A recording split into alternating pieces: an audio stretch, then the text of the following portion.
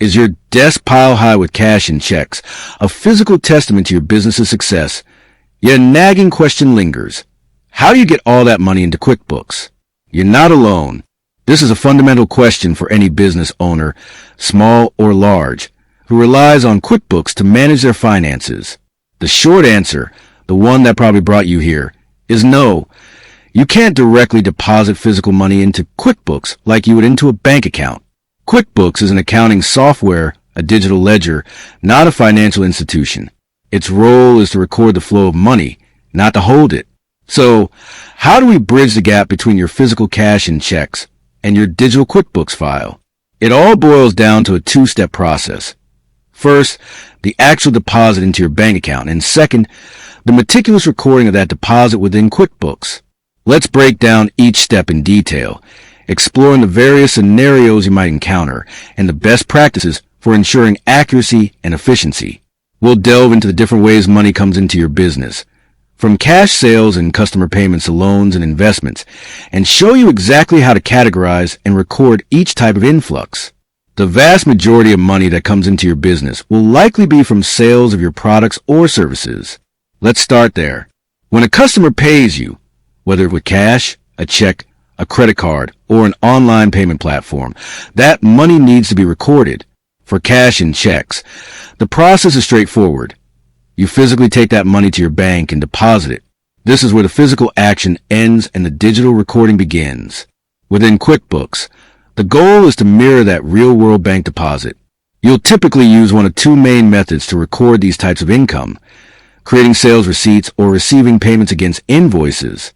If you're a business that gets paid immediately for goods or services, think a retail store or restaurant, or a service provider who gets paid at the time of service, you'll likely use sales receipts.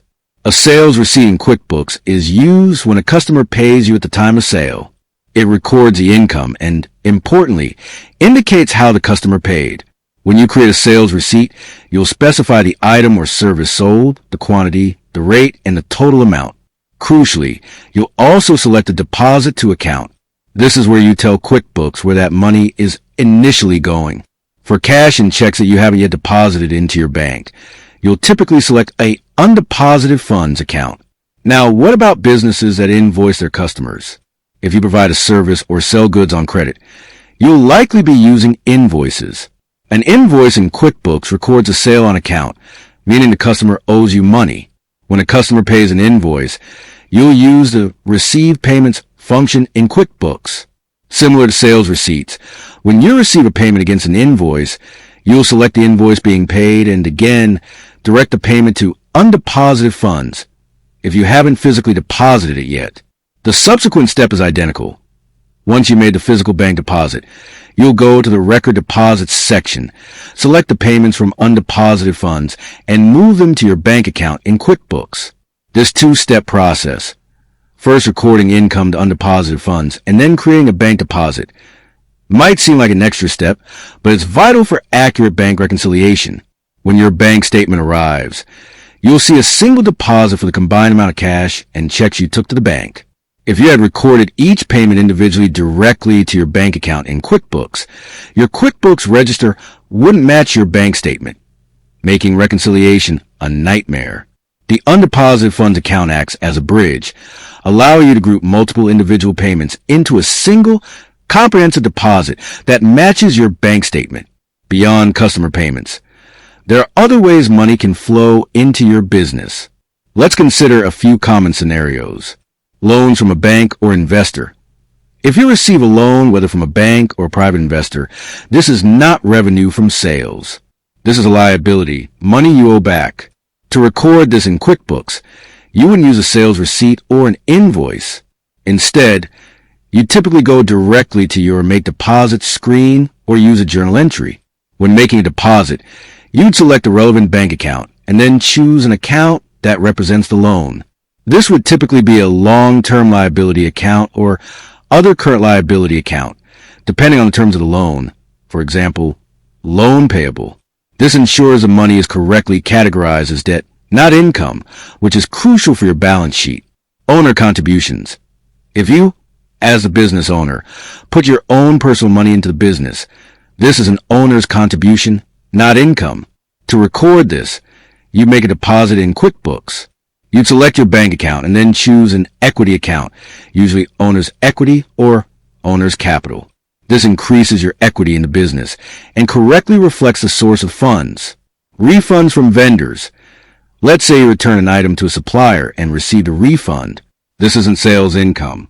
When you receive the refund check or a credit to your bank account, you'd record it as a deposit in QuickBooks.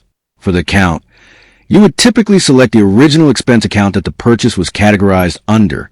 For example, if you bought office supplies and returned some, you credit the office supplies expense account. This effectively reduces that expense. Investment income, interest, dividends if your business holds investments and earns interest or dividends. This is another form of income, but not from your primary business operations. You would record this as a deposit, selecting your bank account and then choosing an other income account, such as interest income or dividend income. This keeps your core operating revenue separate from other sources of income, providing a clearer picture of your business's performance. Grants or other non-operating income. If your business receives a grant or other non-operating income, you would record this as a deposit, typically to another income account, clearly labeled to reflect the source, such as grant income. The key here is to differentiate it from your regular sales revenue. In essence, QuickBooks is a powerful tool for financial management, but operates on the principle of mirroring real-world financial transactions. You handle the physical movement of money, and QuickBooks handles the digital representation of that movement. By understanding the critical role of the undeposited funds account and the distinction between recording payments and making bank deposits, you unlock the full potential of QuickBooks to provide you with accurate, insightful financial data. This data is your compass, guiding your business decisions and helping you navigate the financial landscape with confidence. It empowers you to see exactly where your money is coming from, how much you're truly earning, and ultimately helps you make strategic choices that lead to sustained growth and profitability. With that said, thanks for watching, and until next time.